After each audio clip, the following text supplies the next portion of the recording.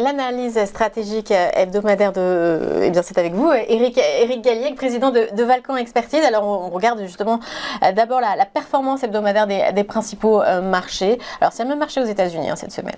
Oui, on a donc une belle performance, une performance légèrement positive en Europe, 0,6, un peu plus forte aux États-Unis. Donc un marché qui continue à stationner sur ses plus hauts historiques quasiment depuis 2 à 3 semaines.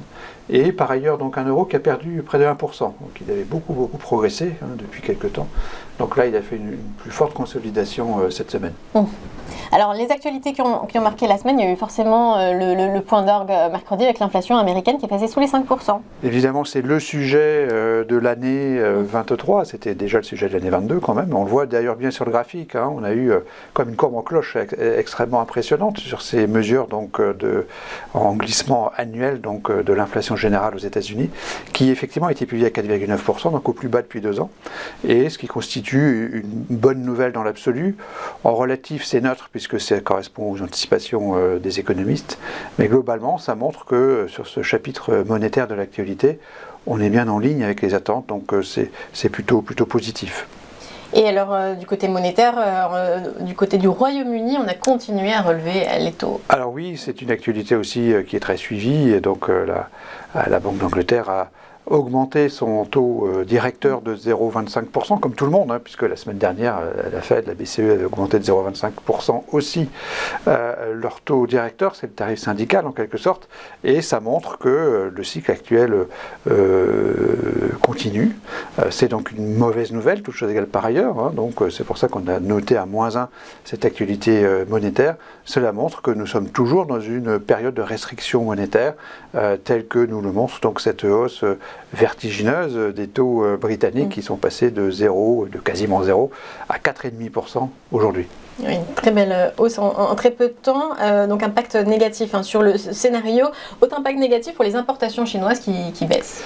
Oui. Alors oui, c'est une information qui est assez décevante par rapport à la Chine, et c'est vrai que sur la Chine, on a eu une idée plutôt positive aujourd'hui, parce que la Chine a réouvert son économie à la suite de sa politique zéro Covid, qui s'est terminée au mois de décembre dernier. Ça fait déjà 6 mois qu'on a une période de réouverture de la Chine, et pourtant les importations, mesurées donc en glissement annuel à fin avril, ont baissé de 7,9%, donc près de 8% de baisse des importations. Donc c'est vrai qu'il faut voir la Chine comme un pays bien sûr important pour l'économie mondiale, mais un pays qui participe moins qu'avant aux échanges extérieurs et d'une façon négative par rapport aux pays développés, en ce sens que on arrive moins à exporter vers un pays dont les importations donc diminuent de près de 8%. Donc c'est vrai que c'est plutôt une nouvelle inquiétante sur la situation économique chinoise, puisque les variations des importations reflètent bien sûr la demande intérieure. En revanche, en Europe et même en France, on a vu des actualités d'entreprises qui s'anipaient un peu avec des rachats. Alors oui, c'est vrai, au chapitre donc des actualités des entreprises, on a plutôt des bonnes nouvelles avec effectivement des opérations de fusion-acquisition, les FUSAC comme on dit, qui reprennent avec donc la concrétisation de cette rumeur de la cession des activités donc de logistique de Bolloré à CMA CGM, qui continue à faire ses emplettes avec ses profits gigantesques de l'année dernière, et puis l'opération entre Beneteau donc et Trigano, qui aussi est une bonne opération pour les deux parties, et notamment pour Trigano qui reprendra donc les activités de plein air de Beneteau. Donc c'est une bonne nouvelle, et le chapitre des futures acquisitions est toujours positif pour le scénario de marché, puisque ça attire l'attention donc sur certaines sociétés qui peuvent être l'objet d'OPA ou peuvent profiter donc d'acquisition de certaines activités pour booster leur activité et leurs résultats. Oui, ça veut dire que les entreprises reprennent confiance en l'avenir aussi. Donc, le synthèse de la semaine, on se retrouve à neutre. Neutre, c'est-à-dire qu'il y a une sorte d'équilibre entre les 4 actualités que nous avons sélectionnées. En termes monétaires, un équilibre entre l'inflation qui diminue, ce qui est une bonne nouvelle, toute chose égale par ailleurs. Mauvaise nouvelle parce que les taux remontent donc en Grande-Bretagne, donc équilibre entre ces deux éléments-là. Et puis dans la sphère réelle de l'économie, donc petite déception en Chine, et puis bonne nouvelle du côté des fusions-acquisitions. Donc au total un équilibre parfait, et donc une notation neutre cette semaine. Et donc, quelles conséquences sur le portefeuille d'investissement? Qu'est-ce qu'on arbitre ou pas? Alors, on est toujours dans une situation de prudence sur les marchés. C'est vrai que finalement, depuis quelque temps, le marché fait une pause. Alors, il attend des nouvelles informations.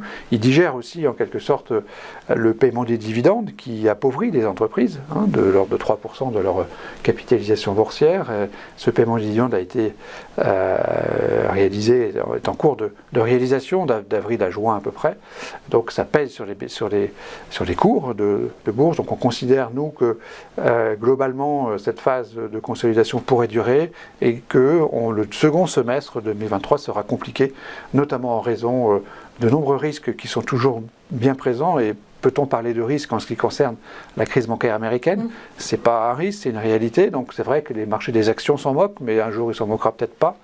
On a par ailleurs l'atterrissage macroéconomique. Premier semestre monte un ralentissement et puis deuxième semestre une forme de rebond, mais sur quelle base? Nous on croit beaucoup plus qu'on est dans une situation de stagnation économique et que le constat de cette stagnation pourrait affecter le cours des actions pendant le deuxième semestre.